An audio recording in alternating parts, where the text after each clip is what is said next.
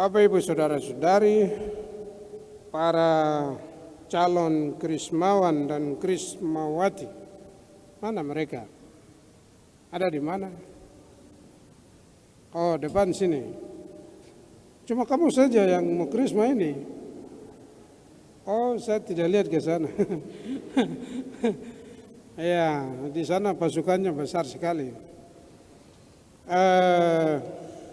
Apa misi kamu sehingga mau krisma? Misimu apa sehingga kamu mau berani mau krisma? Apakah keputusan itu berasal dari hatimu atau orang lain yang memaksakanmu untuk krisma? Bagaimana?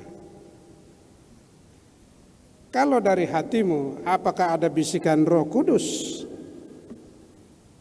Kalau dari orang lain, oke juga, tapi itu merupakan kehadiran bisikan Roh Kudus melalui, bisa begitu, melalui.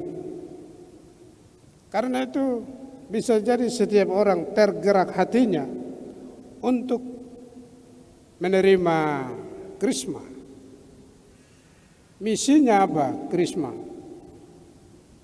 Itu meneruskan Pentakosta sesuai dengan tema hari ini, hari yang ke-6.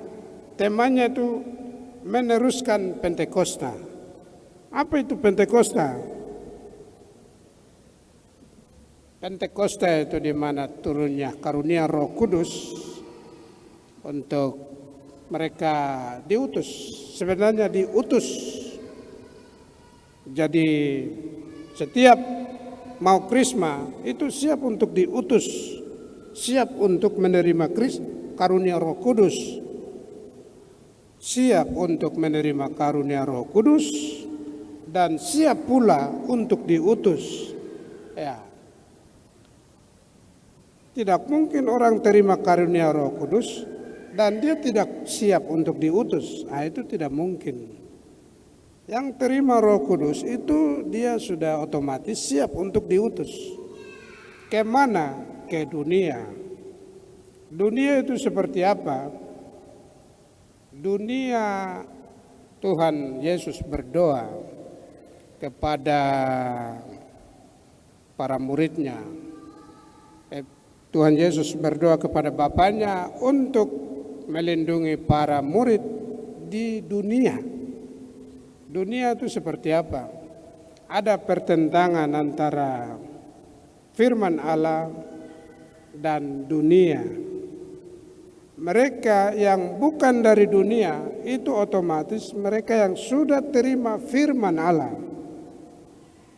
Jadi di antara orang-orang dunia itu bisa membedakan satu dengan yang lain, bahwa mereka yang menerima firman Allah itu otomatis mereka bukan lagi bagian dari dunia atau hidupnya tergantung dari dunia, bukan.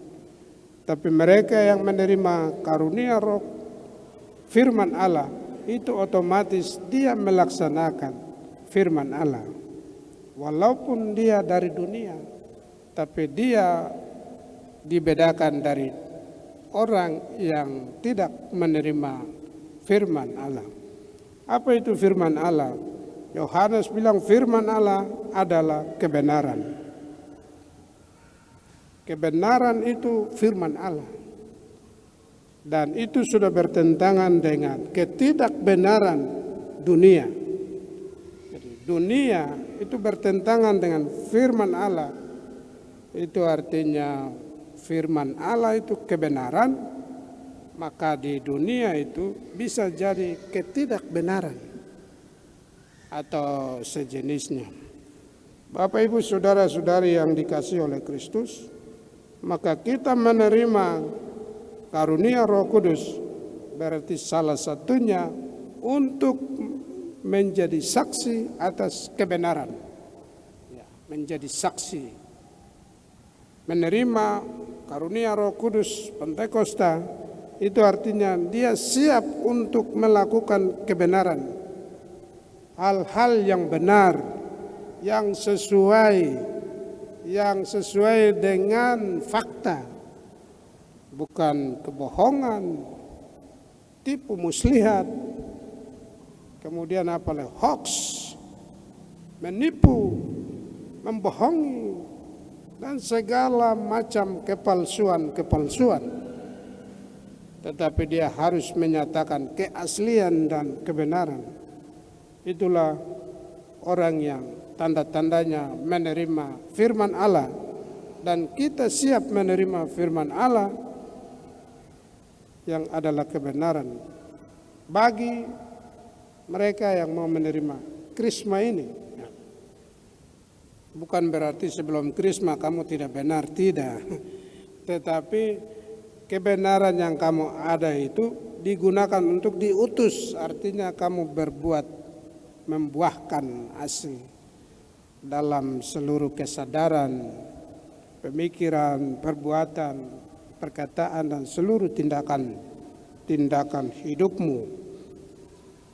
Bapak, Ibu, saudara-saudari yang dikasihi, dalam bacaan pertama tadi Paulus bilang salah satu unsur terpenting bahwa kita hidup di dunia itu untuk memberi, bukan menerima.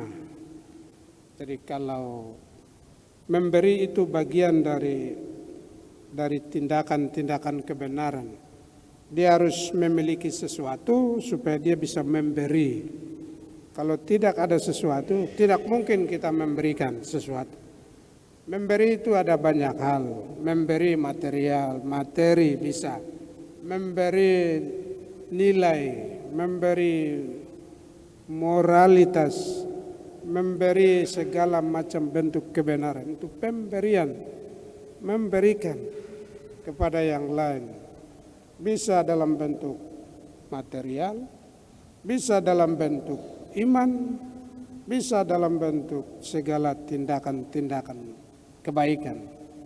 Itu bagian dari pemberian.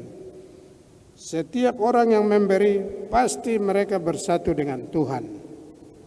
Jadi doa Yesus adalah kesatuan.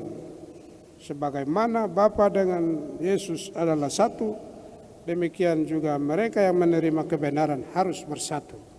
Supaya pemberian itu benar-benar dia ada pemberian dari Tuhan, itu kita teruskan. Semoga demikian. Amin.